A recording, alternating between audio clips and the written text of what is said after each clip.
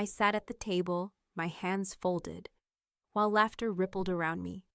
My daughter-in-law smiled, lifted her glass, and said my oxygen machine was ruining her aesthetic. My son didn't defend me. He didn't even look up. The hum of my machine filled the silence they left behind.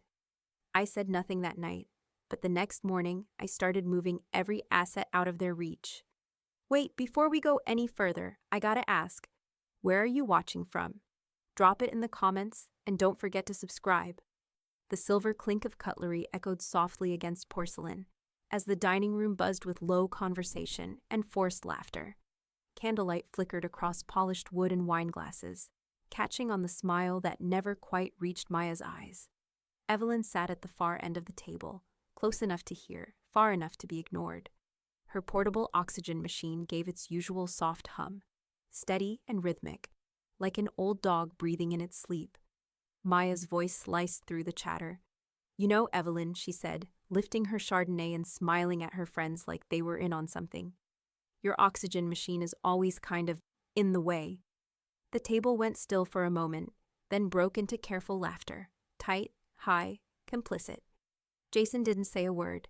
Evelyn blinked, stunned more by the casual cruelty than the words themselves. She instinctively slid the small gray unit closer to her side, as if making herself smaller might help. A spot of condensation gathered on her water glass. The room suddenly felt warmer. Nora, seated directly across, stiffened. She folded her napkin slowly, her eyes locked on Maya's. Then, with the faintest sleight of hand, she reached under the table and passed Evelyn a napkin of her own. Evelyn unfolded it under the tablecloth. In small, deliberate handwriting, it read, "I saw it." A moment passed. Then Evelyn closed the napkin and slid it into her lap. The rest of dinner went on like theater, people pretending to be full, pretending not to hear the tension that hovered like a second centerpiece. Maya continued holding court, recounting some joke about Pilates and private schools, gesturing broadly while her bracelets clinked together.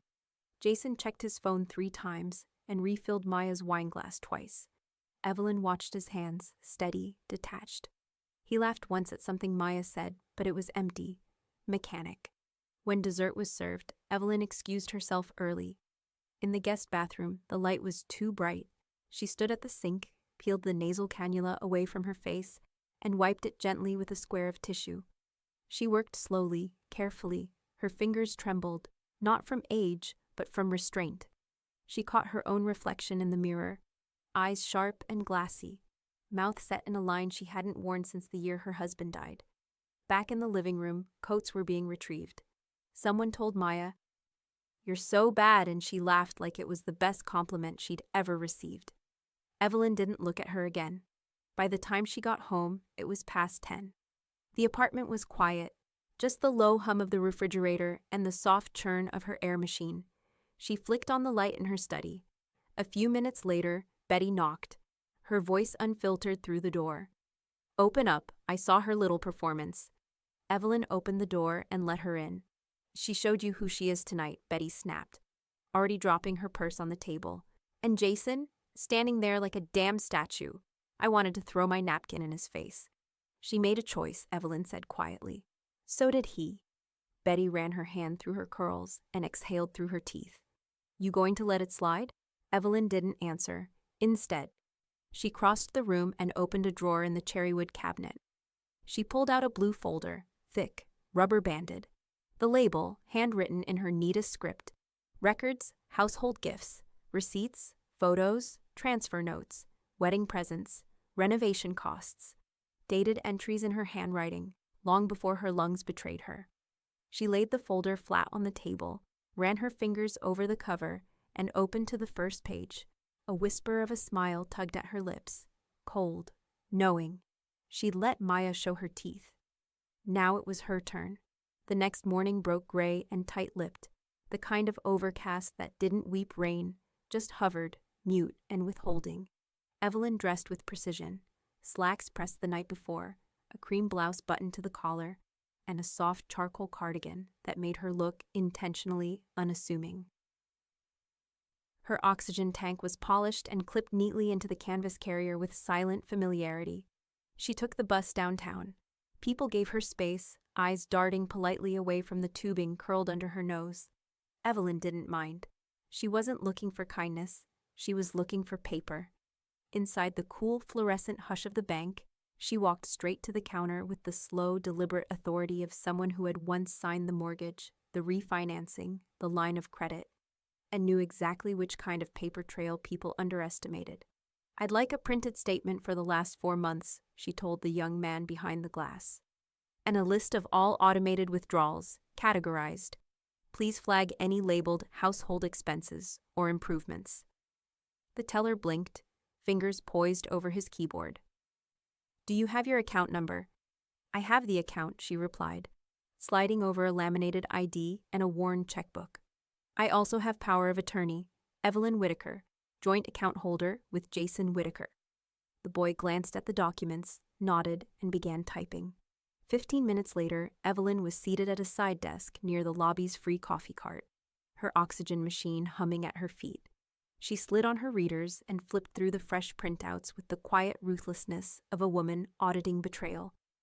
3 withdrawals in September, one $400, $980, and $2,300, all labeled house improvements. October, 675, same tag. Then one in November stood out, smaller but sharper. Maya, miscellaneous, $462.37. Her pen hovered. Evelyn circled it once, slowly, then again. The branch manager came over 5 minutes later after being flagged by the teller. "Ma'am, just letting you know, we've placed a temporary hold on that auto transfer until you or Mr. Whitaker sign a reauthorization. It's protocol."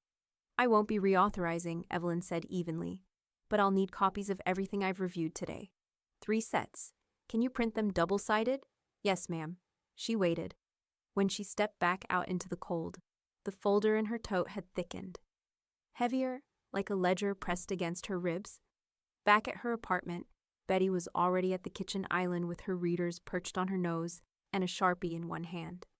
"Lay 'em out," she said, without looking up. Evelyn spread the pages across the table. Betty labeled each one in black. "Withdrawal, Sep 3, Maya, Misk. Flagged transfer pending," and stapled each copy to an index card with a handwritten date and brief summary. "Who the hell just writes miscellaneous with someone's name on a joint account?" Betty muttered. "Like we're stupid." "We're not," Evelyn replied, reaching for another paper. "But they think I am." The sun had shifted by the time they finished, a dull gold slipping across the hardwood floor. Evelyn leaned back, her body tired but her pulse sharp. That's when her phone buzzed. Nora. No text, just a video attachment. Evelyn opened it, sound low, fingers tightening around the phone as the clip played. It was from last night, Maya in the kitchen after dinner, wine glass in hand, speaking to someone just out of frame. Her voice slurred slightly, but the words were crisp.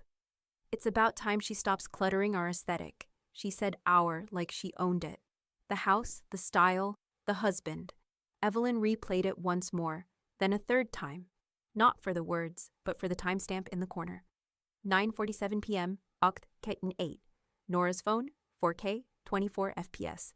She transferred the clip to her laptop, dragged it into a new folder marked Video Evidence, and added a digital note.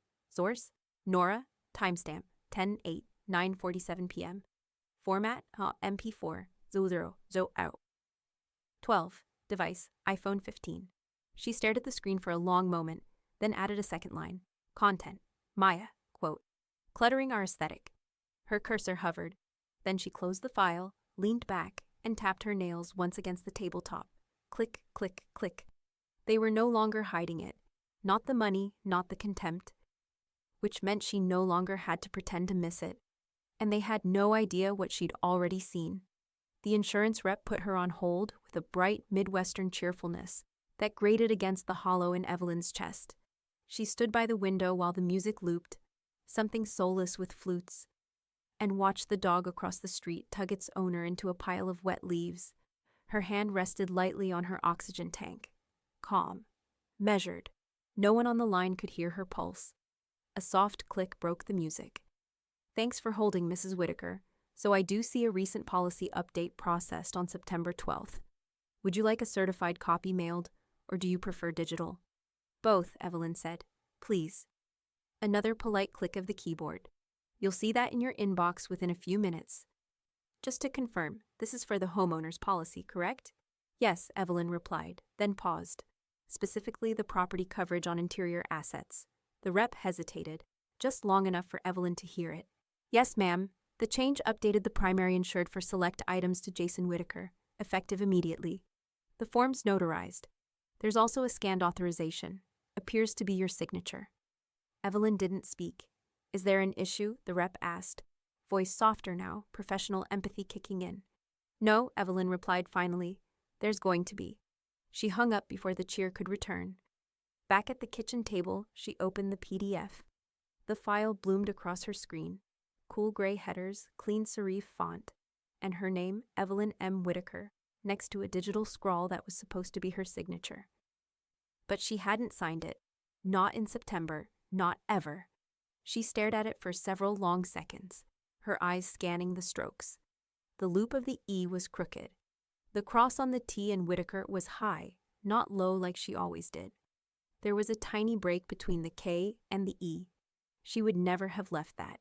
She'd signed the mortgage documents on the front porch 28 years ago, balanced on her knees. She'd signed refinancing papers after Jason's third raise. She signed every tax return, every form for the HOA, every line on the insurance. She didn't forget her own handwriting. Betty walked in with a shopping tote of groceries and dropped a bag of apples onto the counter before catching the look on Evelyn's face. What? She asked, already setting the rest down. What happened? They took me off the policy, Evelyn said. Jason's the only primary now, and my signature's on it. Betty didn't ask if it was real. She knew better. Lawyer, she said flatly, now. Evelyn nodded. She pulled out her old leather-bound address book, a relic from the years before smartphones, and flipped straight to R. Caleb Reed had once helped her friend Millie through a bitter property dispute that ended with a restraining order and full asset recovery. He was sharp, quiet, the kind who asked 2 questions and heard 5 answers. The receptionist picked up on the third ring. Caleb Reed's office. This is Dana. I need a consultation, Evelyn said. It's time-sensitive. Dana asked for details. Evelyn gave just enough. Dana didn't ask for more. You're on the calendar for Thursday, 10 a.m. Meanwhile, Nora had taken her own initiative. She texted Evelyn a screenshot of her new hard drive, 2 TB, encrypted, folder labeled Marsh Evidence. Inside were subfolders, audio, video, screenshots, call logs, every voice note, every family gathering video where Maya leaned too close to Jason. Every clipped comment, eye roll, or dismissive gesture Evelyn hadn't caught in the moment. Nora had caught them all. She was archiving it like it was her own war journal. Evelyn's only reply was a thumbs-up emoji. Later that evening, Betty helped Evelyn box up receipts from the cherrywood cabinet and stack them neatly by category. Appliances purchased, shared renovations, art and fixtures, guest room upgrades. Do you have a contact list? Betty asked. People you hired, anyone who's ever worked on the place? Downstairs drawer, Evelyn said, gesturing to the filing cabinet. Third one, Betty opened it and whistled low. Jesus, Evelyn, this is a damn archive. I never thought I'd need it, she said. But I never thought Jason would lie with someone else's mouth either. By midnight, her desk was covered in labeled files and manila envelopes. She'd even included the printed metadata from the video Nora sent, and a post-it note with the name of the notary listed on the insurance change form. Everything had a place. Every place had a purpose. She clicked her desk lamp off, the room falling back into quiet darkness. Outside, a single car passed by, headlights sweeping briefly across her living room wall like a searchlight. Evelyn sat still, facing her reflection in the window. For a moment, she let herself feel the weight of what was coming, not grief, not fear, preparation. Because the woman Jason had married would have cried. But the woman he'd underestimated, she was building her case, and she didn't need his permission. The sound of gravel under tires caught Evelyn's ear before the knock came. She set down her tea, adjusted the cannula over her ears, and opened the front door with a smooth, practiced calm. A man in a neon vest stood at the edge of the porch, holding a tablet in one hand and a clipboard in the other. Behind him, a flatbed truck idled beside a stack of pressure-treated lumber. "Morning," he said. "Delivery for 1983 Marshwood Lane. Materials for deck extension and pergola." Evelyn didn't blink. "I didn't order a pergola." The man frowned, thumbed at his tablet, then tapped a few times. "Says here it was approved last week. Change order 3917. Email confirmation attached." He held the tablet out. Evelyn stepped closer, squinting behind her glasses. The email thread was brief, one line from J. Price authorizing the delivery, time-stamped and tagged with a scanned signature attachment. "Can I see that image?" she asked quietly. He tapped again, enlarged it.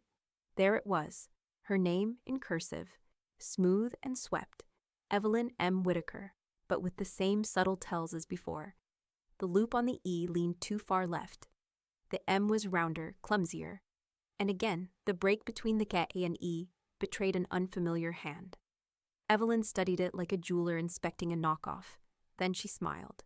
"Would you mind waiting a moment?" she said. "Just setting down a quick call." The delivery man nodded. "Take your time. I've got 2 more runs before noon." She walked back inside and dialed Caleb's direct line. He picked up after the first ring. "Talk to me." "There's a delivery in my driveway for a project I never approved," she said. "Change order signed by someone calling themselves J. Price. It includes a scanned signature. Mine." A pause. "You've seen the signature." "I have. Is it real?" "No," Evelyn said. "And the email address doesn't match anything I've used." Caleb's voice dropped into a tighter register. "I'm filing a formal request for a work freeze pending ownership verification. Forward me the photos. Don't sign anything." "I wasn't planning to." She ended the call and stepped back out, now holding her phone angled toward the driver's tablet. "Would you mind if I took a photo of that change order and the signature image?" He shrugged. "I just drop off what dispatch sends me. Click, click." "Thank you," she said. "Please inform your supervisor that there's now a legal hold on the property." He looked mildly alarmed, gave a short nod, and turned back to his truck. The engine roared back to life. The lumber remained on the bed. 10 minutes later, Evelyn was back in her living room, emailing Caleb the images and documenting the conversation in her case folder. She didn't hear Maya arrive, but she heard the voice. "What the hell are you doing, Evelyn?" Evelyn turned slowly, seeing Maya for the first time in full daylight since the dinner party. Hair pinned, makeup flawless, athleisure stretched tight across a body too tense to pass for casual. "You're holding up the project," Maya snapped, stepping into the yard like she owned it. "The pergola's for Jason's birthday. We're supposed to be enjoying the backyard, not litigating it." Evelyn stepped outside, arms folded. Her cardigan fluttered faintly in the morning breeze. "I never approved that project," she said. "And Jason doesn't live here anymore. He left that choice up to you." Maya scoffed, but it lacked confidence. "You're just being petty. You want to feel powerful." Evelyn tilted her head, her smile barely visible. "Powerful? No, I'm just not in the habit of signing away property I paid for." Maya's face twitched. The wind caught the hem of Evelyn's sweater again, like a flag refusing to fall. "If you want to build something," she added, voice soft but unmistakably firm, "build it somewhere that belongs to you." Then she turned and walked back inside, slowly, deliberately, not slamming the door, not raising her voice, just closing her home behind her like a chapter. Betty was at the table with her laptop open, finishing a typed affidavit. She looked up. "I notarized it at the UPS store," she said. "Statement says you never gave verbal or written consent for the change order. I'll send a copy to Caleb, one to the city permit office." Evelyn exhaled. "Good." Betty clicked send, and then looked over. "You sure you're okay?" Evelyn didn't answer right away. She opened the folder on her desktop, scrolled past the insurance policy, the flag transfers, the video metadata. She added a new document. Title, Forged Change Order. Submitted, today filed by, delivery contractor, witness signature, attached, evidence of forgery. She sat back, watching her cursor blink on the blank next page. Then her email pinged. It was from Caleb. Just 2 words, pull deeds. Evelyn's eyes narrowed. So that's where they were headed next. Caleb's office sat on the 2nd floor of a red brick building downtown. its windows shaded by narrow Venetian blinds that cut sunlight into thin, orderly stripes. The air smelled faintly of paper and lemon polish, a clean sort of seriousness. Evelyn arrived 10 minutes early, her oxygen machine humming softly beside her chair. The receptionist, Dana, greeted her with a practiced smile, offering tea. Evelyn declined. She wasn't here for comfort. When Caleb opened the door to his office, she rose without assistance. He gestured toward the seat across from his desk. "You've brought the files?" "All of them," she said, placing her tote on the floor like an anchor. "And a few changes I want to make while we're at it." Caleb arched a brow. "Estate changes?" Evelyn met his eyes. "Adjustments." He didn't press.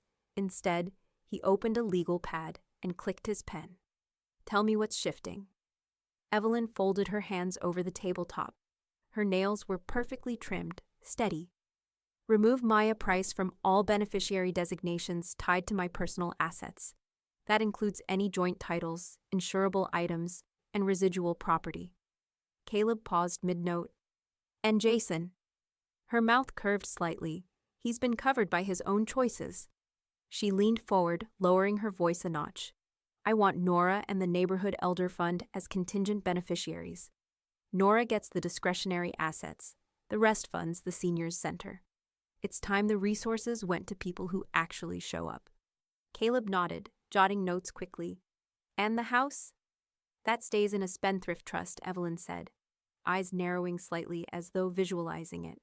"Clause prevents any sale or transfer to immediate family for 5 years without trustee approval."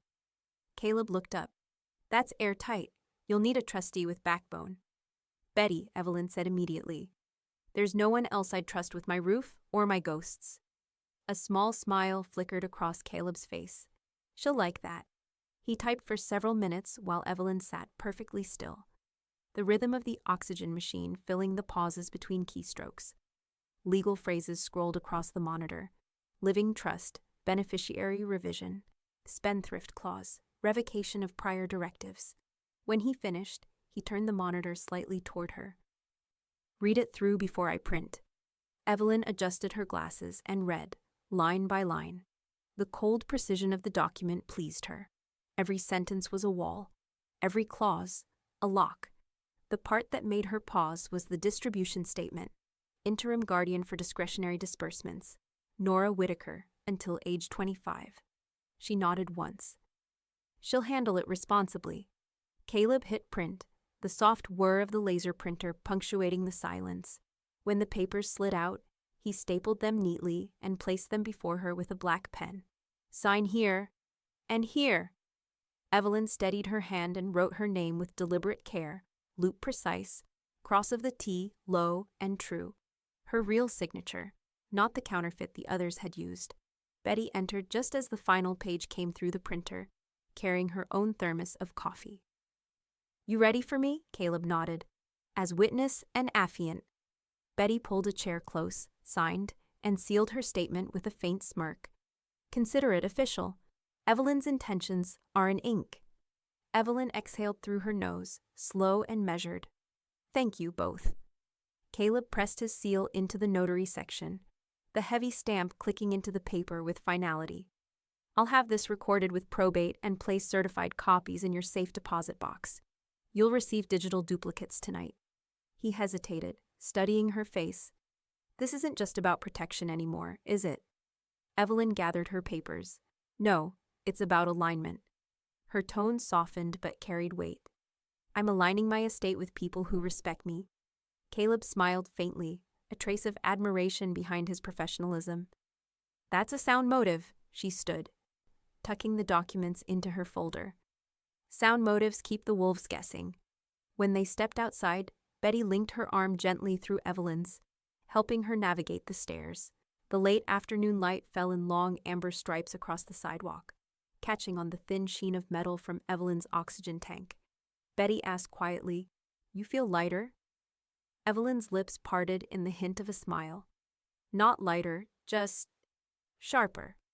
As they reached the car, Evelyn's phone buzzed. A new email notification slid across the screen, from Jason Whitaker. Subject line: "Need to discuss property access. No greeting, no apology, just a question mark. Evelyn's smile flattened into something colder. She didn't open it. Instead, she turned the phone face down on her lap and looked out the window as the car pulled away, her reflection ghosting back at her in the glass. The wolves had started to circle. She was done feeding them. The envelope came on a Tuesday. Hand-delivered, official, heavy with consequence. The process server didn't linger. Just a brisk knock, a polite handoff, and a tight-lipped "Good luck, ma'am." Evelyn took the envelope into the kitchen and laid it on the table like it might bleed.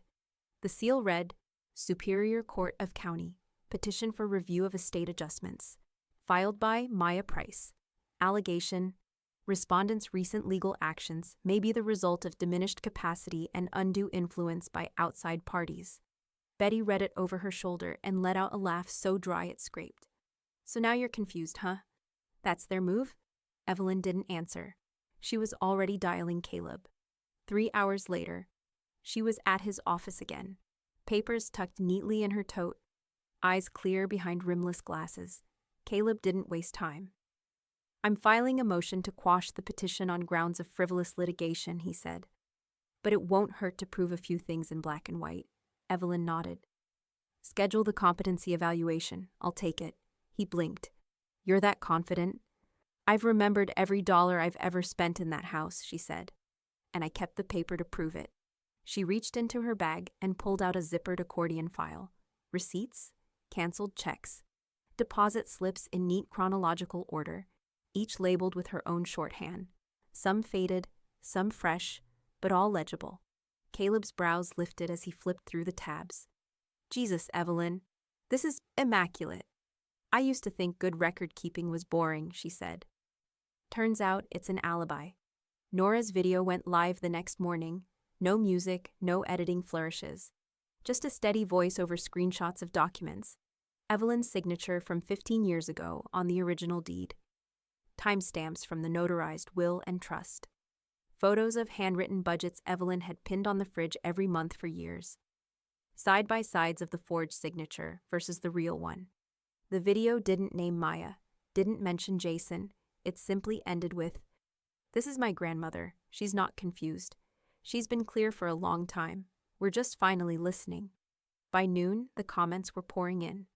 I used to garden with her every spring. She planned those rows like a general. Evelyn once spotted a math error in our HOA budget from 3 years prior. She taught my daughter to balance a checkbook when the school wouldn't. Neighbors who hadn't said a word at the dinner party now found their voice. Evelyn's quiet dignity had become its own campaign. At the request of the court, Evelyn submitted to a third-party evaluation that Friday. The psychiatrist, gray-bearded, even-toned, asked her to name the current president, recite a memory from childhood, draw a clock. She did it all without hesitation. Then, without being prompted, she leaned forward and said, Would you like to know the annual property tax amount on my home or the serial number on my oxygen machine? I've got both. The man smiled. I believe you. Betty was deposed next. Her voice was clipped, steady. Textbook. No, Evelyn has not shown signs of confusion. She maintains the household filing system, reconciles her accounts monthly, and prepared a full estate revision without assistance. And your relationship to her? Friend, Betty said, then added, Allie. Caleb filed the motion to quash 2 days later. He attached Evelyn's full competency assessment, the affidavit of estate intent, and a short cover letter that simply read, This filing is not a defense, it's a correction.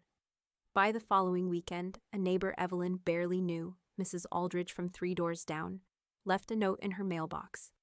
If you need character references for court, I'm happy to speak on your behalf. I remember you organizing meals after my husband died.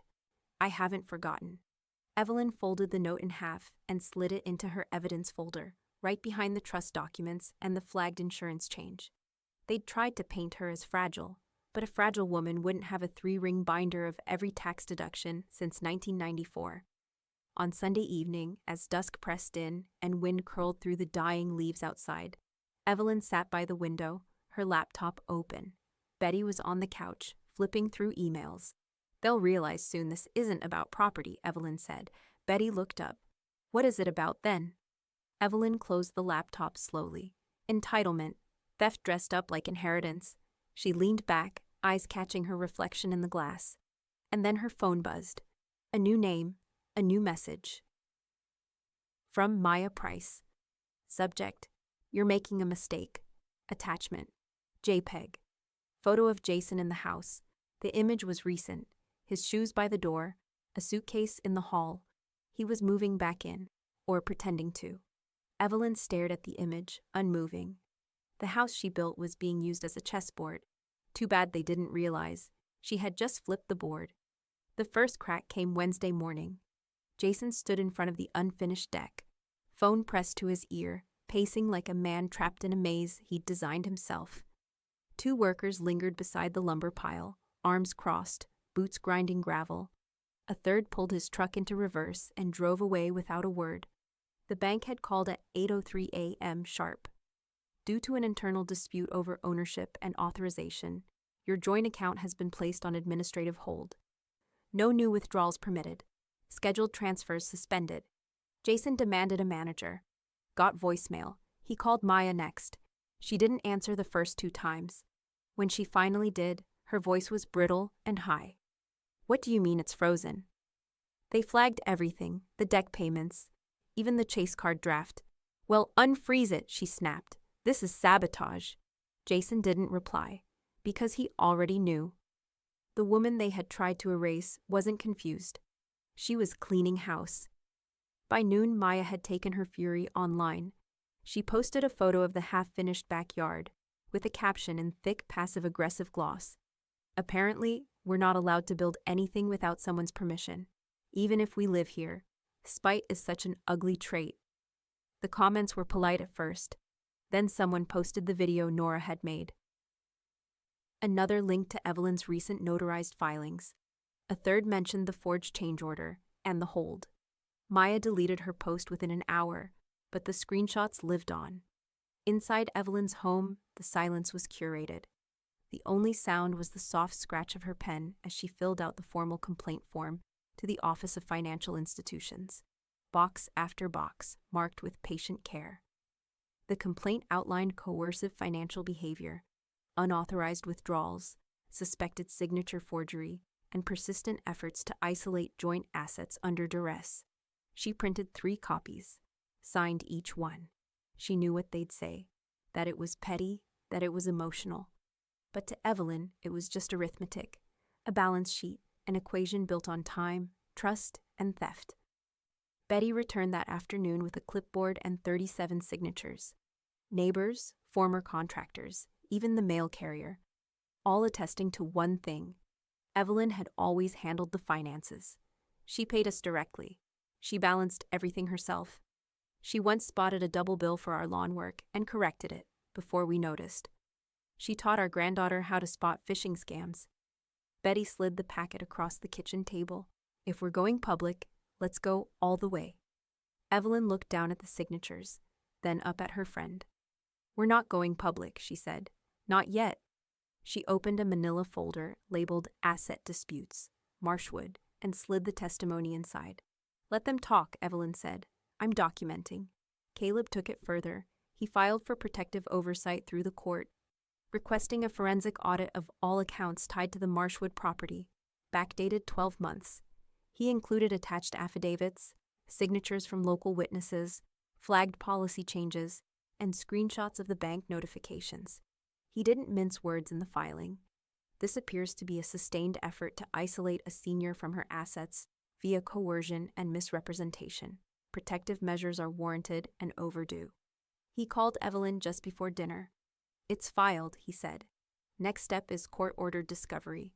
If they've touched anything improperly, we'll see it. Evelyn nodded. Good. She ended the call and walked to her study, where Nora sat cross-legged on the rug. Laptop open, typing quickly. What are you working on? Nora looked up, brushing hair behind one ear. Backing up every message, every email the bank holds. Maya's post, court docs, screenshots from group chats too. Maya's been running her mouth in a few we're still in. You're keeping receipts, Evelyn said. Nora grinned. You raised me right. That night, As the wind thrashed faintly against the windows, and the house groaned in the cold like an old tree trying to hold its ground, Evelyn sat by the fire and looked over the last printed transaction list. All activity frozen. The heat lamp of scrutiny trained on their every financial breath. And still, Jason hadn't called. Not directly, not even now. He had sent Evelyn one text earlier that day. "This is overkill. You're embarrassing yourself." She hadn't replied, but she saved it, then added it to a new document titled Coercion Timeline, Phase 2. She was no longer reacting. She was organizing. Which is why, when her phone buzzed again near midnight, she didn't answer immediately. She just stared at the new notification. It was from an unknown number. No message body, just a video attachment. File name: June 14th, back patio, deleted.mp4. And a message underneath, from Nora. "I didn't mean to find this, but you need to see it." The forensic accountant arrived with a portable scanner and eyes like a hawk's. His name was Marcus Dill, a soft-spoken man with square glasses, a dry tone, and an expression that never changed, no matter what he found. He sat at Evelyn's kitchen table with his laptop open and a stack of printed ledgers beside him. The sunlight hit the side of his face like a spotlight. He barely blinked. "These charges here," he said, pointing with a capped pen, "all made over a 6-month period, small enough to avoid scrutiny, ranging from $300 to just under $1,000, all flagged interior consulting, property liaison, and miscellaneous planning." Evelyn leaned forward. "Those weren't services I used." "I didn't think so," Marcus said, "because they were routed to a business that didn't exist until last year, registered as North Branch Solutions LLC. The sole manager on file?" He turned his screen slightly. Jason Whitaker. The silence that followed didn't crack. It calcified. Evelyn's hand curled slightly on the table edge. "Is that legal?" Betty asked from the far end of the table. Marcus didn't look up. "It's not honest, and if your power of attorney wasn't recognized during some of those payments, it could also be criminal." Subpoenaed emails landed the next morning.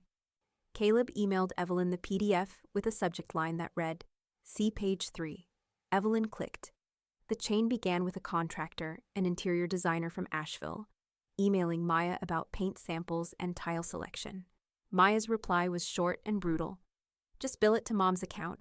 If anyone asks, it's a home modification." 2 weeks later, another email, another vendor. "Use the same method as last time. Jason has access." Caleb's team found 5 more just like it. Same tone, same casual entitlement. One included a smiling emoji. The smile didn't reach Evelyn. Not now. Not anymore. That afternoon, Caleb placed a formal call to the local financial crimes division. 30 minutes later, the email came back. Preliminary inquiry opened. Elder Financial Exploitation Statute flagged for review. Evelyn didn't forward it. She didn't need to. Betty, who had walked in just as she read it, could see it on her face. "It started, hasn't it?" Evelyn nodded once. "Yes, and it's not going to stop now." Publicly, Maya flailed. She posted a filtered Instagram story. Sunglasses on, lips glossed, tone dripping false calm.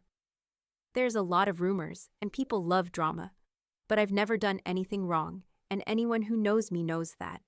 My family is private. We handle things privately." It cut to black with a fade-out that looked like a branding ad. But comments weren't kind. One read, "You build your MIL for backsplash tiles. Sit down." Another, "Tell the truth, Maya. Some of us were there." Jason said nothing. No press, no denial, no message. Evelyn wasn't surprised. Because cowards rarely announce their exits. They just vanish into the silence and hope someone else mops the blood. By Friday, Evelyn had quietly moved the first portion of her liquid assets, 401k, a small investment fund, and her private checking, into a freshly opened protected trust account under Caleb's supervision. It was discreet, legally reinforced, tied to no other name but hers. She signed the authorization with calm fingers, her pen steady as always. "No access from Jason?" she asked. "None," Caleb said. "This is firewalled. You're the only point of contact." "Good," she said. "Then I'd like to move the rest by end of month." She wasn't leaving herself vulnerable again. Not to charm, not to history, not to shared paperwork. Nora's laptop clicked steadily from the study. She had created a new folder, Exhibits. Phase 3 inside were labeled subfolders, Marcus findings, Maya emails, asset transfers, verified, LLC ownership confirmed. Each one had a short metadata summary, date, source, and download link. She had even cross-linked vendor receipts with invoice numbers, matching account withdrawals to contractor names. Quiet documentation had become legal scaffolding. Caleb asked if he can use your folder in court, Evelyn said from the doorway. Nora turned. All of it. It's ready. You're sure? Nora nodded, jaw set. They wanted to paint you like a confused old woman. I'm just showing them the brush strokes. The fire crackled low that night as Evelyn sat in her chair, the account transfer paperwork in her lap. She wasn't angry. That had passed months ago, like a storm that leaves no thunder, just the proof of damage. Now she was cold. Now she was exact. Her phone buzzed once. A single message from Caleb. I think we found the deleted June 14th footage's origin device. It wasn't Nora's. Evelyn stared at the screen. The message was followed by a second one. Do you want to see who really recorded it? She didn't reply. Not yet, because she already knew who watches quietly, deletes later, and always underestimates the woman they thought was fading. Jason, and she was ready to look him in the eye. The courthouse smelled faintly of old varnish and nerves. Evelyn sat at the plaintiff's table, oxygen unit humming faintly beside her chair, her hands folded neatly over a leather portfolio. Across the aisle, Jason and Maya sat shoulder to shoulder, their attorney whispering frantically between them. Jason's jaw was tight. Maya's phone sat screen down, trembling each time it buzzed. Caleb leaned toward Evelyn. All we do is lay the trail you built, he said quietly. Nothing more. She gave a single nod. Trails lead somewhere, Mr. Reed. Let's show them where. When the judge entered, the room stilled. Paper rustles ceasing, whispers swallowed. The gavel struck once, clean and final. Case number 24917B, the clerk read. Whitaker vs. Price. Motion for restitution and protective order. Caleb rose first. Your Honor, what you're about to see isn't speculation, he said, voice calm, clipped. It's arithmetic. A ledger of theft disguised as care. He opened Evelyn's binder and began his measured march through the evidence. Page by page, exhibit by exhibit. The forensic report appeared on the screen, each payment traced, each deposit redirected to North Branch Solutions. Marcus Dill's sworn statement confirmed the timeline. His testimony cut clean, surgical. Then came the contractor's affidavit, projected large enough for the back row to read. Maya Price instructed me to bill materials to Mrs. Whitaker's account, stating reimbursement was guaranteed. Maya's head snapped toward Jason. He didn't meet her eyes. Caleb continued. Bank logs, authorization mismatches, email trails linking Jason's digital signature to the same routing number. And finally, he cued Nora. The courtroom lights dimmed slightly as the screen flickered on. The video began with the dinner party laughter from months ago. Maya's voice, casual and cutting. Your oxygen machine is always in the way. Then it jumped forward, the June 14th footage, restored from the deleted file. Jason's voice this time, just off camera. Charge it to Mom's line. She'll never catch it.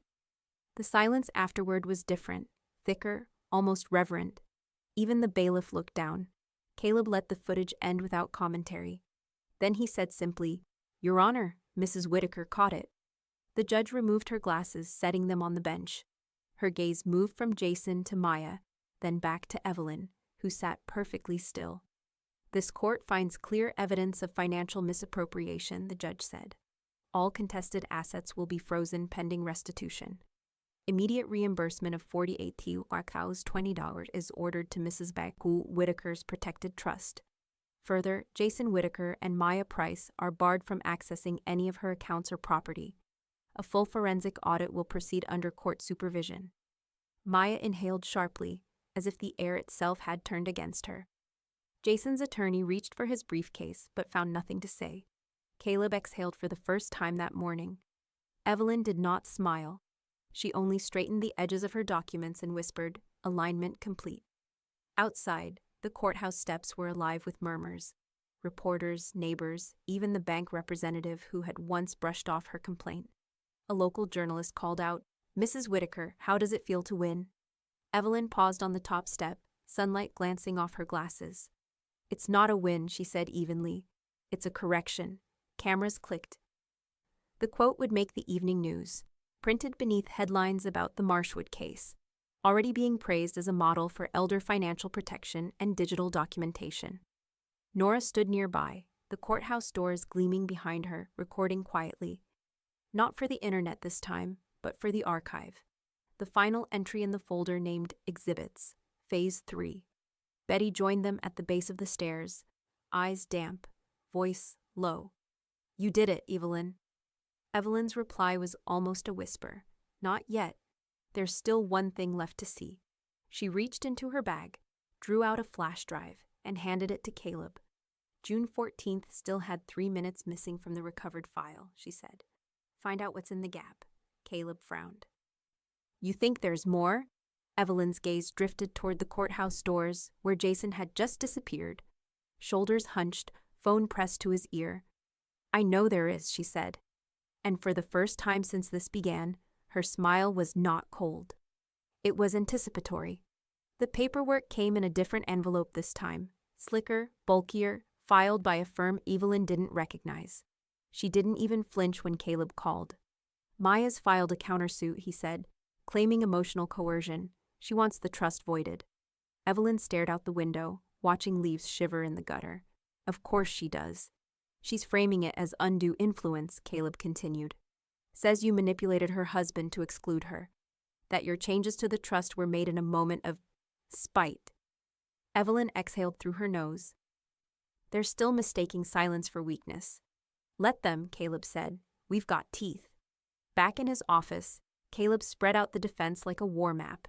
He pulled witness affidavits from the day of the trust revision, Betty's notarized testimony, the time-stamped living trust documents, Evelyn's original banking instructions in her handwriting, co-signed and date-stamped by the manager who remembered her from the early 90s. "Every dot has a date," he said. "Every date has a file." Evelyn added nothing dramatic, no sound bites. She just reviewed the revised documents with the composure of someone adding deadbolts to a door already shut. She instructed Caleb to amend the trust's internal language, adding no contest clauses, tightening the definition of beneficiary challenge, and expanding trustee enforcement rights. If anyone tried again, they wouldn't just lose the battle, they'd forfeit their standing entirely. "What's this new clause?" Caleb asked, eyeing the margin. Evelyn adjusted her glasses. "If they file again, the trust auto-locks for 10 years. Caleb let out a quiet breath. "Remind me never to play chess with you." "You already are," she said. In the following week, Betty met with Caleb in person. She wore a navy blouse, silver pin at her collar, and brought 2 neighbors with her, Martha Chavez from next door and Michael Burns from 3 streets over. All 3 had signed affidavits, but this time they came to speak. "Evelyn's been managing her finances alone since her husband passed," Martha said. "I've watched her sort bank statements at that kitchen table every Sunday for years." Michael leaned forward. "And Maya?" "I saw her picking out fixtures with a contractor in July. Told him, quote, 'Just get the fancier one. Evelyn's got the funds.' They didn't embellish. They didn't dramatize. They testified. Caleb recorded it all, and with each voice added, the countersuit cracked." In court, Maya looked brittle behind oversized sunglasses. Her attorney stood to present, but what followed was a scattered, flat recitation. Vague claims, no documents, no corroboration. Maya avoided eye contact with the judge, her voice uneven when questioned directly. "You claim you were excluded," the judge said slowly. "And yet you were living in the home, using the account, coordinating contractors. Where's the evidence of coercion?" Maya blinked. It didn't feel like my house anymore." "That's not legal grounds for invalidating a notarized trust." Caleb stood, tone polite but sharp. "Your Honor, if we could wrap, this is a legal proceeding, not a therapy session." The judge nodded once. "Motion to dismiss is under review, but I'll say this. If the court determines this is a frivolous filing, I'll consider sanctions. You're wasting time, and mine is expensive." Maya's hands curled tightly in her lap. Jason wasn't in the courtroom that day. Even his silence had moved on. That evening, Evelyn sat at her desk and opened the local news blog. An editorial had gone live. Whitaker countersuit falls flat. Experts cite case as test of elder law in asset-driven families. It included a photo of her walking up the courthouse steps, Betty just behind her. Another shot showed Maya leaving, head down, lips tight, sunglasses failing to hide the cracks. Nora walked in with 2 mugs of tea. "They're calling it the Marshwood Doctrine now," she said, setting one down. "Meaning, don't mess with matriarchs who kept the receipts." Evelyn allowed herself the faintest smile. "It's not doctrine, it's precedent." They drank in silence for a moment. Then Nora looked over. "Did Caleb ever open the rest of that file?" Evelyn reached slowly into her drawer and pulled out the small USB drive, the one with the final June 14th fragment. "He called earlier, he's decrypted it." Nora watched her closely. "And?" Evelyn turned the drive over in her hand, eyes narrowing slightly. "He says it's not just about the money anymore." The email came in just after sunrise. No subject line, no body, just an attachment. A single Word doc. Caleb opened it first, forwarded it to Evelyn with one line. "It's not signed, but it's worse than that." Evelyn clicked. The file opened to a draft quitclaim deed. Her address at the top, her parcel number, her home. The document had been prepared in Jason's name. It referenced transfer of remaining interest in property located at 1983 Marshwood Lane, and the date in the header was from 6 months prior. But the signature field was blank. The metadata said more than the text ever could. Created, June 23rd, modified, August 7th. Author, J. Whitaker. Last saved location, Jason Whitaker's personal OneDrive. Evelyn sat back, the breath leaving her like smoke. He hadn't just spent her money, he had tried to move the land out from under her too.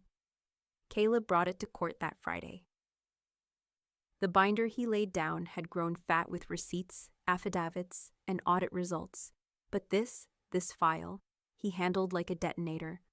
"Your Honor," Caleb said evenly, "we present this quitclaim draft as evidence of attempted backdating discovered within Mr. Whitaker's personal cloud account. It was never signed, but the intent is traceable." He tapped the printout gently. Metadata shows creation and edit history. The language mirrors previous forged materials submitted for interior improvement reimbursements, down to the font. The judge raised an eyebrow. "Who discovered this?" Caleb nodded toward the gallery. Nora stood quietly in the back row, arms folded, expression still. "Ms. Whitaker's granddaughter recovered it while auditing archived device logs. She was conducting her own inventory of past transactions when she found an off-site sync folder linked to Jason Whitaker's former login credentials." The judge flipped through the document slowly, then looked up. "This is not just sloppy, it's calculated." Maya's lawyer stood abruptly. "Objection to relevance. This document was never submitted, never signed." "But it was drafted," the judge interrupted, "and intentionally concealed. That falls under pattern of behavior. Objection denied." Caleb stepped forward. "Your Honor, we'll be filing a motion for sanctions under Rule 11. The defense has wasted this court's time. This was never a dispute. It was a long con." The courtroom rustled, soft gasps, a few exchanged glances. Maya's attorney sat down without another word. Back at home, Evelyn didn't gloat. She amended the trust. The new clause was just a few lines long, written without emotion but crafted like a scalpel. "In the event any portion of the estate is subject to legal dispute regarding ownership or provenance, that portion shall transfer automatically to the Pineside Elder Advocacy Fund, a registered 501c3, serving local low-income seniors. No fight, no negotiation, just subtraction." She printed it, signed it, notarized it at the UPS store down the block, and with that, she burned the bridge behind her, quietly. Nora posted an update that evening, just a text image, white on charcoal gray. "To protect what remains, a new clause has been added to my grandmother's trust. If they keep fighting for what isn't theirs, they'll lose more than they hope to gain." She's not backing down, she's writing it in law. It spread faster than expected. The local press reshared it. A legal influencer reposted it with the caption, This woman isn't just defending her estate, she's redefining what protection looks like. Comments flooded in. Good, more women need to write their own rules. Call it the Evelyn Clause. No one plays chess like her. And Evelyn, sitting in her chair, tea cooling on the table beside her, read each comment with something harder than satisfaction. Clarity. That night, just past 11, Caleb sent her a message. Subject line, recovered audio segment, June 14th. A new file, small, time-stamped. She clicked it. Jason's voice filled her speakers, closer this time, casual and unguarded. We get the deed filed before she notices anything's off. She'll be too proud to admit she missed it. You just have to smile and keep the story straight. Then a pause. Then Maya's voice. And if she catches it? Jason laughed. Cold, familiar. She won't, but if she does, what's she gonna do? Drag us to court? Evelyn sat in the dark. The laptop screen glowed faintly against her face. She reached for a fresh sheet of paper, a new title in her familiar, precise handwriting. Final leverage, to be released if challenged again. She capped her pen, folded the paper, slid it into her desk drawer beside the notarized clause. Then she whispered, with no one around to hear, "Try me." Maya took the stand wearing white, blouse pressed, pearls tight around her throat. Hair curled into something soft and apologetic. It was a performance. But the courtroom wasn't a stage. Not anymore. Caleb stood beside the evidence screen, a remote in one hand, his tone gentle, his rhythm exact. "Mrs. Price," he began, "can you remind us of the date you claim you received Evelyn Whitaker's verbal authorization for the Marshwood remodel?" Maya smiled faintly. "Sometime in early May. I don't remember the exact day." Caleb nodded, clicked. A transaction record lit the screen behind him. This charge, dated April 17th. That's 3 weeks prior to the date you just offered. It's for a $1,180 payment to Haven Interiors. Can you explain that? Maya blinked. That wasn't for Marshwood. Click. Invoice image appeared. Same date, same vendor. Shipping address, 1983 Marshwood Lane. Caleb didn't flinch. "And here," he said, clicking again, a follow-up charge on April 21st to the same account Evelyn had previously flagged. Both payments processed by your saved card credentials. Maya's hands curled on the witness stand. "Jason told me to use it. He said it was fine." "Interesting," Caleb said. "Because in your pretrial deposition, you said Evelyn had given you verbal permission directly. You didn't mention Jason at all." Silence. He turned to the judge. "We're looking at a contradiction in sworn testimony, Your Honor. And we're not done." Click. Audio played next. Jason's voicemail to a vendor, recovered during the metadata sweep. The room fell silent as his voice, casual and bored, spilled into the courtroom speakers. "Yeah, Evelyn doesn't deal with this stuff anymore. It was easier to let Maya handle it. Just send everything through her and bill the usual account." A murmur rose from the gallery, subdued, knowing. Evelyn remained still. So did Betty, seated just behind her, eyes locked on the front like a stone. The judge adjusted her glasses. "Mrs. Price, do you want to amend your previous statement?" Maya didn't answer. The judge tried again. "Do you understand the difference between a mistake and a misrepresentation?" Maya's shoulders stiffened. Her lips parted, but no sound came. "Because the court does," the judge continued, voice cool. "And if you misrepresented material facts under oath, the consequences move beyond restitution." Maya looked to her attorney, who stared forward like he wanted the ground to swallow him. Her silence was the final blow. 20 minutes later, the ruling came down, measured, clear, unflinching. The court finds Maya Price to have materially contradicted her sworn testimony. Due to overwhelming documentation, forensic audits, and direct evidence, full financial restitution is ordered in the amount of $64,910, plus court costs. Furthermore, trustees under the Evelyn Whitaker Living Trust are authorized to pursue recovery of any remaining misused funds through legal or private collections, as deemed necessary. The gavel fell. The sound was softer than expected, but final. Outside, the gallery emptied slowly, some with murmurs, others with nods toward Evelyn. A few neighbors didn't bother hiding their approval. Evelyn remained seated, her eyes fixed on the now empty witness stand. Caleb leaned down, It's done. Evelyn shook her head just once. It's balanced. She gathered her papers, her oxygen machine quietly hissing beside her like an afterthought. She rose without help. Betty caught up with her on the steps. You okay? She asked quietly. Evelyn didn't answer right away. Instead, she looked out across the plaza, barren trees, wind tugging at the last of the fall leaves. Then she said softly but without pity, "Let the accounts be tidy again." That night, as rain stitched against the windows and the house creaked with its age, Evelyn opened her drawer, took out the document marked Final Leverage, and sealed it in an envelope. Not to send, just to finish it. The envelope read, "Only to be opened if they forget I meant it." Then she tucked it into the fireproof box beneath her desk and locked it with the key she still wore on a chain under her blouse.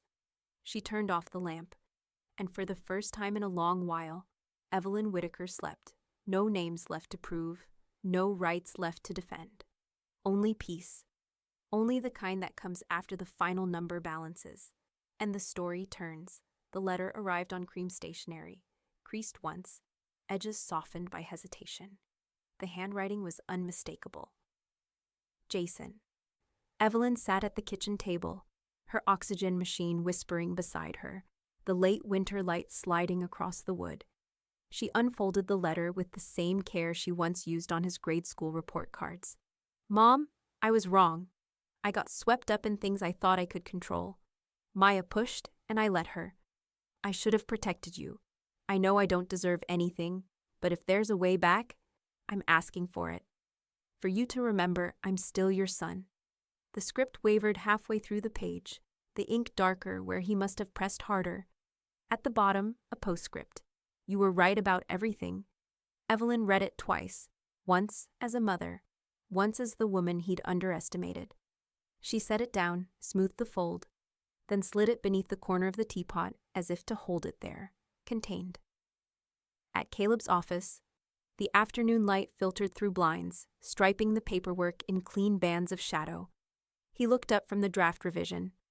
"You sure about this, Evelyn?" "It's final. There's no readmission clause after this." She nodded. "I'm not punishing him. I'm protecting what's still decent." Her voice didn't tremble. It was steady, deliberate, like balancing a ledger. Leave Nora as primary. Leave the elder fund intact. Jason's name comes out entirely. Caleb adjusted his glasses. And the new clause? Evelyn uncapped her pen, signing the margin beside the paragraph she'd dictated. "Any beneficiary or relation found to have engaged in financial coercion or misappropriation shall permanently forfeit all claims or residual rights. Their intended portion shall be redirected equally to the Pineside Elder Advocacy Fund and the Nora Whitaker Educational Trust." Caleb exhaled. "That's clear. Even a second attempt triggers forfeiture." "That's the point," she capped the pen. "A safeguard isn't strong if it forgives too easily." The court clerk stamped the amendment with a thick, echoing thunk. "Protective addendum approved," the judge confirmed. "This becomes part of the permanent record." Evelyn thanked her with quiet dignity, as if sealing a vault. Outside, the courthouse steps gleamed after a morning rain. Reporters lingered, but she didn't pause for them this time. She didn't need to explain fortitude anymore. It was already filed under precedent. 2 weeks later, the first restitution check arrived, then another, and another. Each envelope bore the courthouse seal, each sum a confession written in currency. Caleb logged them, Betty notarized receipts, and Evelyn placed every deposit slip into a new folder marked Recovered. No gloating, just balance restored. Meanwhile, word spread quietly through town. Contractors withdrew quotes from Maya's projects. A boutique revoked her line of store credit. Friends she once charmed began crossing the street instead of waving. Betty arrived one afternoon carrying groceries and the latest newspaper. Maya's name had slipped into the small column reserved for civil judgments. She set the bag on the counter, looked at Evelyn, and said simply, "You taught them with ink, not anger." Evelyn allowed herself a small smile. Ink lasts longer. They brewed coffee, sat by the window, and watched the neighborhood return to ordinary life. Mail trucks, leaf blowers, school buses. The quiet felt earned. Later that night, Evelyn pulled Jason's letter from beneath the teapot. The edges had absorbed a faint stain of steam. She read it once more, her expression unreadable. Then she folded it neatly, slid it into an envelope addressed "Return to Sender," and set it atop the outgoing mail pile. When Nora stopped by the next morning, she noticed the envelope waiting by the door. "You're not going to reply?" Evelyn looked up from her paperwork. "I already did," Nora frowned. "How?" Evelyn signed the last page of the trust amendment and pressed her notary seal into the wax. The stamp clicked into the paper like a heartbeat. Legally. That evening, Caleb called with one last update. "Everything's finalized. Court costs settled. Restitution complete. You've closed every open account." Evelyn smiled faintly. "Then it's truly tidy." Caleb hesitated. "You know, Evelyn, most people spend their whole lives trying to clean up after what others do to them. You're the first I've seen turn it into architecture." "Architecture collapses if you leave cracks," she said. After the call, she went to her study, unlocked the fireproof box, and placed inside two things: the signed amendment and Jason's unopened reply envelope, returned that morning by the postal service. She stared at them both for a moment, then closed the lid. Outside, thunder rolled far off, slow, deliberate. Evelyn whispered, almost to herself, "Balance doesn't erase debt. It just marks it paid." But the look in her eyes said something more, something Caleb hadn't seen yet, because Evelyn Whitaker wasn't finished building. She'd just shifted from defense to legacy. The appellate hearing lasted just under 90 minutes. 3 judges, 1 wooden bench, and no questions that hadn't already been answered in black ink and time-stamped metadata. Maya wasn't there. Her name echoed only in briefs, pale typeface surrounded by damning facts. Her attorney delivered his arguments with the weariness of someone who already knew the ceiling was collapsing. He cited emotional confusion, ambiguities in the trust language, and possible undue influence, but even his voice lacked belief. On the other side, Caleb stood with his hands clasped calmly in front of him. He didn't raise his tone, didn't reach for anything emotional. He didn't have to, because the panel had everything: the original notarized trust, the audit trail of payments, voice recordings, contractor affidavits, bank logs cross-referenced with emails. The amended clause Evelyn wrote herself, cold, clear, unmovable.